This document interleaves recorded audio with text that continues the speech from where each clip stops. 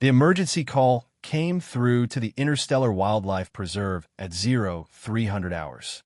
A Varanthi, one of the preserve's apex predators, had been injured in a territorial dispute.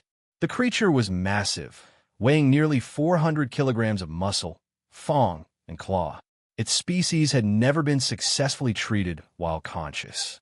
Head veterinarian Zix Thar stood outside the containment facility, his scales rippling with anxiety. Around him, his medical team looked equally terrified.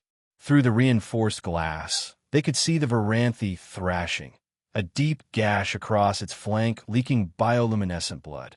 "We'll have to sedate it," Zixthar said, though his voice wavered. "Full anesthesia. Even then, if it wakes during treatment. You won't need to." Everyone turned to see the human veterinarian walking toward them, medical kit in hand. Dr. Emily Ross had transferred to the preserve only 2 months ago from Earth. She was small, barely reaching Zixthar's thorax, and looked impossibly fragile next to the assembled team. "Dr. Ross, with respect, that creature could tear you in half," Zixthar said. "Varanthi are classified as extreme danger predators. They've killed 3 handlers. I grew up on a ranch treating injured bulls. Worked 10 years in African wildlife reserves." Emily was already pulling on thick gloves. "I've treated injured lions, sedated elephants having a bad day, and once stitched up a crocodile that didn't want to be stitched." She glanced at the Varanthi. "Big kitty's scared and in pain. I can work with that." "Big kitty?" Zixthar's translator seemed to malfunction on the phrase. Emily didn't wait for permission. She palmed the door release and walked into the containment unit. The medical team collectively gasped. The Varanthi's 6 eyes locked onto the human, and it released a sound that made the walls vibrate, a warning that meant come closer and die. Emily stopped just inside the door and did something that made no sense to anyone watching. She sat down, cross-legged, on the floor, 3 meters from a creature that could bite her in half. And she started talking. "Hey there, gorgeous. Yeah, I know. You're having a worse day, aren't you?" Her voice was soft, almost melodic. "That cut looks nasty, but it stings like crazy." The Varanthi's growl didn't diminish, but its posture shifted slightly. Confused. "I'm not going to hurt you, big guy. See?" Emily held up her empty hands. "No scary tools yet. Let's just breathe for a minute, okay? You breathe, I breathe." Outside, Zixter pulled up Emily's file on his datapad with trembling digits. It says here she specializes in large animal behavioral medicine and has a certification in something called low-stress handling. Inside the containment, Emily continued her one-sided conversation. She talked about the weather, about the preserve, about absolutely nothing important. But her voice remained calm, steady, confident, not aggressive, not afraid. 10 minutes passed. The Varanthi's growling had stopped. It was watching Emily with wary curiosity. Slowly, Emily pulled a piece of dried meat from her pocket. She grabbed it from the feeding station on her way in. She tossed it gently toward the Varanthi. The creature sniffed it, then ate it, never taking its eyes off her. "Good boy. Yeah, you are. Such a good boy." Another treat. This time, she didn't throw it as far.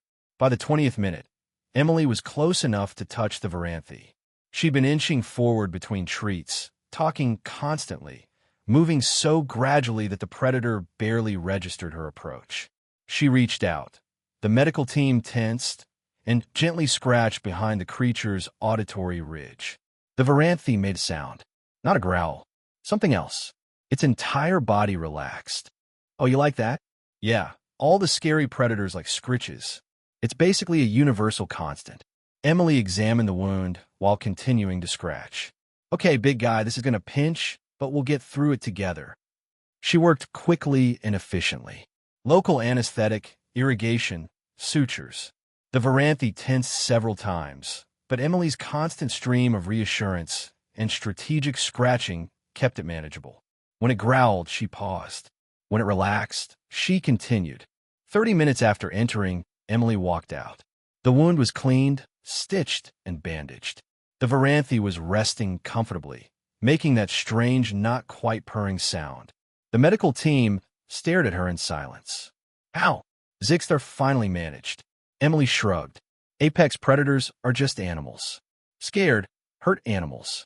You treat them with respect, read their body language, and remember, aggression usually comes from fear. Make them feel safe, and they'll let you help. She smiled. Plus, everyone likes scritches. Doesn't matter if you're from Earth or halfway across the galaxy. Zixter looked at his team, then back at the human who just hand-treated one of the most dangerous creatures in the preserve. Would you be willing to teach us? Sure. First lesson, stop calling them dangerous predators in their presence. They can sense fear. Emily started walking toward the medical bay. Also, anyone know where I can get more treats? I'm going to need them for the behavioral conditioning sessions. As she left, one of the junior medics whispered, her planet must be terrifying if this is normal for them. Through the glass, the Varanthe, apex predator, rated extreme danger, killer of 3 handlers, continued to make contented sounds, occasionally touching the spot where the small human had scratched its head. Sometimes the scariest thing about humans wasn't their strength. It was their absolute refusal to be intimidated by anything.